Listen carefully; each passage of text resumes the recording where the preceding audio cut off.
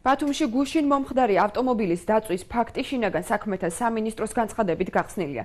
უწყებაში მოტივად ფინანსურ ნიადაგზე არსებული პირადი კონფლიქტი დაასახელეს და მტკიცებულებად ბრალდებულის აღიარებითი ჩვენებაც გამოაქვეყნეს. საქმის გახსნის შესახებ ინფორმაცია დაზარალებულს ჩვენ მივაწოდეთ. მანვე განაცხადა, რომ გამოძიების ვერსიას ის სერიოზულად ვერ აღიქვამს.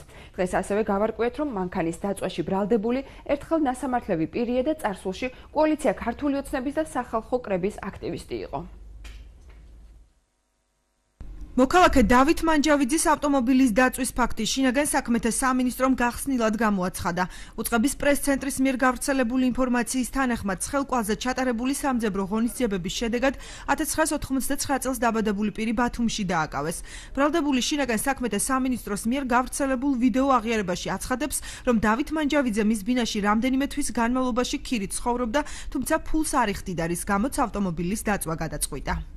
პიროვნება, რომელიც ცხოვრობდა ჩვენს ბინაში ქირით, რამოდენიმე თვის განმავლობაში თანხის გადაუხდელობის გამო მოხდა კონფლიქტი, რაზეც განაწყენებულმა ვიყიდე ბენზინი, გადავასხმე მის კუთვნილ ავტომანქანა BMW-სა დაუწვა.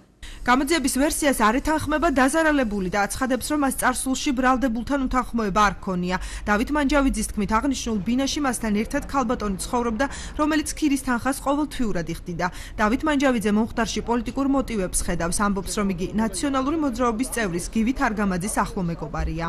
ეს ინფორმაცია გავიგე პირველად თქვენი არხის მეშვეობით, თქვენი არხის წარმომადგენელი დამიკავშირდა და მომაწოდა ეს ინფორმაცია გადმომიგდა, სადაც იყო ნანახიც არ მქონდა და არც არავინ დამკავშირებია. ეს არ არის ამ პიროვნების შადენილი და ეს სხვას გაკეთებულია. სხვა გაკეთებულია და უბრალოდ რატო დაიბრალა ამ პიროვნებმა თავისთავზე ვერაფერ ვერ ხვდების. იმიტომ რომ არ მქონია, არც ვალი მაქვს, არც არანაირი შეხება არ მქონია, კიდევ ვიმეორებ, არც კამათი მქონია.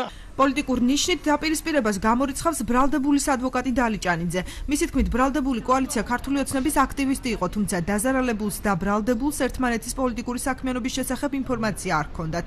ადვოკატი აქვე განმარტავს, რომ აღნიშნული პირი წარსულში ხულიგნობისთვის არის ნასამართლები. ბებია შეწუხებული იყო, არაერთხელ მიმართა ბებიამ რომ გადაეხადა და საბოლოოდ შვილიშვილმა იცდილა, რომ ეს თანხა დავალიანების თანხა ამოეღო, რასაც ვერ მიაღწია და რამაც გამოიწვია ეს შედეგი. ყოველგვარ პოლიტიკურ მოტივს გამორიცხავთ, შეეხება ოცნებასთან დაკავშირებით, ხა ამას ვერც დაგიდასტურებთ, შეიძლება ახალგაზრდა და იყო ოცნების აქტივისტი, მაგრამ ის რომ იმ მოტივით რომ ის ნაციონალური მოძრაობის აქტივისტი იყო, ჯერ ამის შესახებ საერთოდ არ იცოდა მან. სხვისი ნივთის დაზიანებაში ბრალდებული პირი კოალიცია ქართული ოცნების და სახალხო კრების აქტივისტი იყო. გამოძიება 187 მუხლით მიმდინარეობს, რაც ცეცხლის წაკიდებით ნივთის დაზიანებას ან განადგურებას გულისხმობს.